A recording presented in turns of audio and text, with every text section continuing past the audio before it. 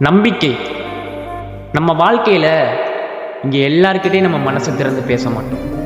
சில பேர்கிட்ட மட்டும்தான் மனசை திறந்து வெளிப்படையாக பேசுகிறோம். ஏன்னா அவங்க தான் நம்மளை புரிஞ்சுக்குவாங்கன்னு மலை போல நம்புகிறோம்.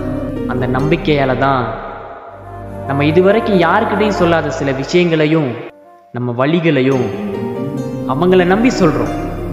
ஆனால் இங்கே சில பேர் என்ன பண்ணுறாங்க தெரியுமா? நல்லா இருக்கிற வரைக்கும் உனக்கு நான் இருக்கேன்னு சொல்லுவாங்க. ஆனால் ஒரே ஒரு சண்டை வந்தால் போதும், உன்னை பற்றி எல்லாமே எனக்கு தெரியும்னு ஆணவமாக பேசுவாங்க.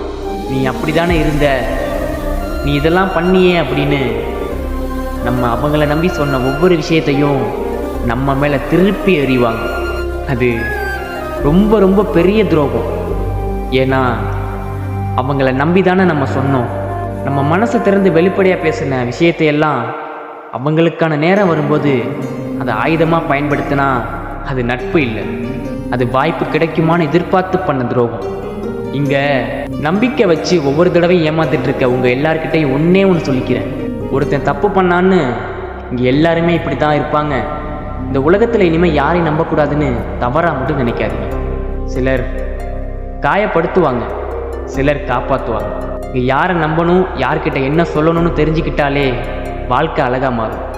அதனால் யார்கிட்ட மனசை திறக்கணும்னு கவனமாக இருக்கு, யாரை நம்பணும்னு தெரிஞ்சு நம்புங்க. அதே நேரத்தில் ஒருத்தவங்களை நம்பி ஒரு விஷயத்த சொன்னால் அது எவ்வளோ பெரிய சண்டை வந்தாலும் வெளியே சொல்லாதீங்க. ஏன்னா அது வெறும் வார்த்தை இல்லை, அது நம்பிக்கை. காப்பாற்றணும், கைவிடக்கூடாது. இங்கே நம்பிக்கையை காப்பாற்றுறேன்னு நட்புங்கிற பெயரில் உண்மையாக இருப்பேன்னு சொல்லி பொய்யா நடிக்கிற உங்கள் எல்லாருக்கும் ஒன்று சொல்லிக்கிறேன். இங்கே ஒருத்தர் மேலே நம்பிக்கை வர்றதுக்கு அதிக நேரம் எடுக்கும், ஆனால் அதை உடைக்கிறதுக்கு ஒரே ஒரு நொடி போதும். அதனால் இங்கே யாராவது உங்களை நம்பி மனசு திறந்து ஒரு விஷயம் சொன்னால் அதை பாதுகாத்து வைங்க.